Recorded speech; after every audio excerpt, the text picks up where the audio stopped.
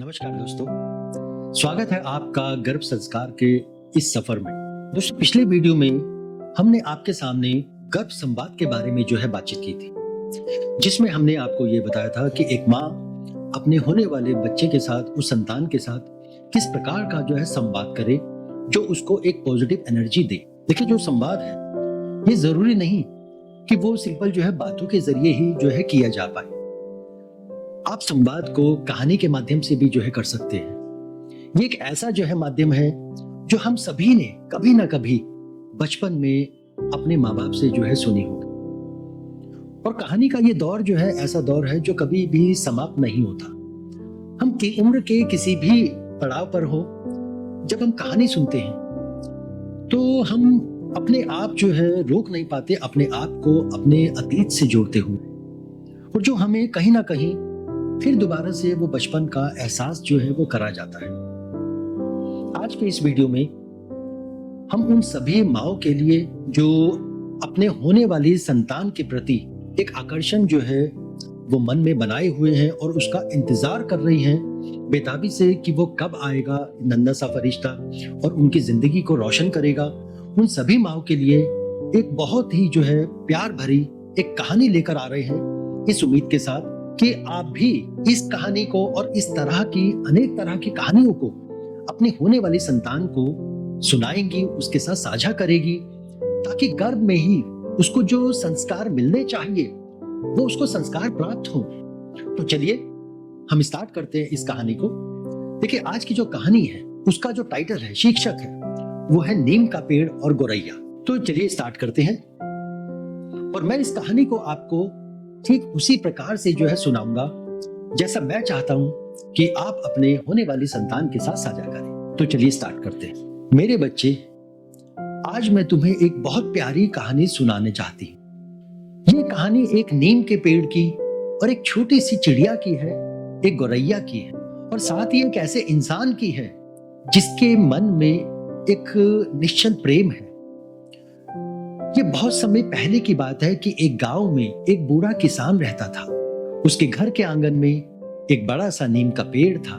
लोग कहते थे कि ये नीम कड़वा है, इसका कोई फायदा नहीं है, लेकिन किसान रोज उसे पानी देता था, उससे बातें करता था, जैसे कि वो अपने किसी अपने से बातें कर रहा हो। कभी धूप में बैठता तो कभी छांव में, कभी मन उदास होता तो उस पेड़ की छांव में आकर बैठ जाता, उसकी ओट के साथ लग के बैठ जाता।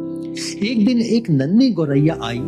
किसान ने देखा और मुस्कुराया और बिना कुछ कहे छाया में थोड़ा सा दाना पानी रख दिया। धीरे धीरे वो गौरैया और किसान अच्छे दोस्त बन गए। गौरैया सुबह चहचहाती और किसान हर सुबह उससे एक नई उम्मीद लेकर दिन की शुरुआत करता। थोड़ा सा समय बीता और उस गौरैया ने उसी पेड़ के ऊपर एक प्यारा सा घोंसला बनाया, यानी कि उसने भी अपनी जिंदगी की शुरुआत वहां पर की। लेकिन हुआ क्या कि एक दिन तेज आंधी आई, बिजली कड़कने लगी, पेड़ की टहनियां अचानक टूटने लगी और गौरैया का वो घोंसला उस तेज हवा में उड़ गया। गौरैया चुप बैठी थी, वो टूटी सहमी। किसान ने देखा और पेड़ के नीचे बैठकर बोला, तुम डरो मत, तुम हिम्मत मत हारो। अगर तुम फिर से उड़ सकती हो तो घोंसला भी तो दोबारा से बना सकती हो। गिरना गलत नहीं है, लेकिन गिरकर उठना वो एक अच्छी बात है। अगर तेरा घोंसला एक बार टूट गया तो टूटना गलत नहीं है, लेकिन उसको फिर दोबारा से बनाने के लिए कोशिश करना वो एक अच्छी बात है। उसने तिनके इकट्ठे किए, गौरैया के साथ मिलकर दोबारा घोंसला बनाया। कुछ हफ्तों बाद उस घोंसले में से नन्हे नन्हे बच्चों की आवाजें आने लगी, जैसे एक चिड़िया की आवाज आती है, चू चू चू चू करते हुए। अब किसान रोज उन्हें देखता, मुस्कुराता, जैसे वो उसी के परिवार का हिस्सा हो। वो नीम का पेड़ जो कभी कड़वा कहा गया था, आज सबसे मीठी यादों का घर बन चुका था। मेरे बच्चे, जीवन में सब कुछ मीठा नहीं होता।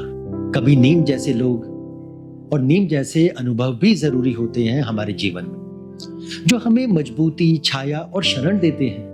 और जब तुम जीवन में किसी टूटे हुए को देखो तो बस याद रखना कि तिनका तिनका जोड़कर घोंसला बनता है, और फिर उसके बाद जीवन की नई रोशनी जो है वो मिलती है।